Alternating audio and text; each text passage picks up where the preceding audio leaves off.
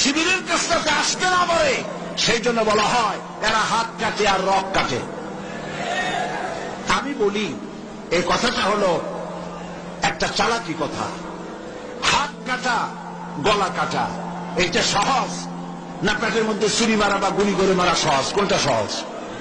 তো হাত কাটা আর গলা কাটা এগুলি বলে কেন? হাত কাটতে কাটা কত বড় মুসিবত, তারা 7-5 জনের ঠাইসে ধরা লাগবে। তাছাড়া কেউ কি বলবে যে আসছেন যখন আপনি হাতটা কাটিয়ে দিয়ে যান, এরকম বলবে কেউ? 7-5 জনের ঠাইসা ধরবে, মুখের মধ্যে গামছা ভরবে, তারপরে হাত কাটবে বা রক কাটবে, পায়ের রক হাতের রক এভাবে কাটবে। এত ঝুঁকি নিতে যাবে কেন?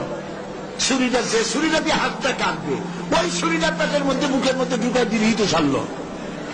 এটা বলে কেন? এই সহজ কাজটা করে না, রক কাটে গলা কাটে কেন বলে? এই কথাটা বলে পেরিস সৃষ্টি করতে চায়। যে সমস্ত ছাত্র ছাত্রীরা দিন পেতে চায়, ইসলামে আসতে চায়, তারা যেন ইসলামী ছাত্র শিবিরের কাছে আসতে না পারে, তার জন্য ষড়যন্ত্রমূলক এই বদনাম তারা দেশ শুদ্ধ জড়াইছে। কিছুই করতে পারবে না ইনশাআল্লাহ, এগুলি করে কিছু করতে পারবে না। 119 জন শিবিরের নেতা কর্মী শাহাদাতের নজরানা আল্লাহর দরবারে পেশ করেছে। আমি আপনাদেরকে বলবো, পরের মুখে ঝাল না খাইয়া নিজের একটু চেষ্টা করেন। ওরা যেখানে থাকে শিবিরের ছেলেবেলেরা, এরা মাঝে মধ্যে সদ্যে দাঁড়ি করে যায়, দেখবেন ঘরের পাশে গিয়া জানলার ফাঁক দিয়ে তাকাই দেখেন ওরা কি করে।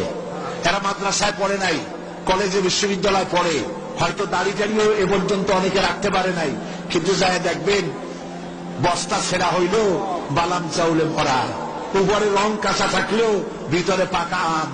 ভিতরে যাই দেখবেন রাতের বেলা যখন তারা শব্দদারি করে, তাহাজ্জুদের নামাজ পড়ে, সাহাবায়ে কিরামদের জীবনী আলোচনা করে আর মুনাজাত করে, সারা রাত কিভাবে ওরা কান্দে একটু তাকায় দেখে। এই চোখের বাণী তারা আল্লাহর জন্য দেয়, দিন প্রতিষ্ঠার জন্য কাজ করে। সুতরাং এদের সাথে শত্রুতা না করে এই কাজগুলি, সন্তান যদি ভালো বানাতে চান, শিক্ষাঙ্গনে সন্ত্রাসী কারা সেদিকে তাকায় দেখেন, আর সন্ত্রাস কম করে কারা তাদেরকে দেখেন, সন্ত্রাস করে না কারা তাদেরকে দেখেন।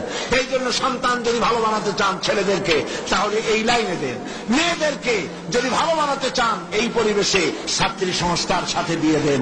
আল্লাহ পাক আপনার মেয়েকে ভালো পথে রাখবেন, ছেলেকেও ভালো পথে রাখবেন। আল্লাহ যেন তৌফিক দান করেন, বলেন আমিন।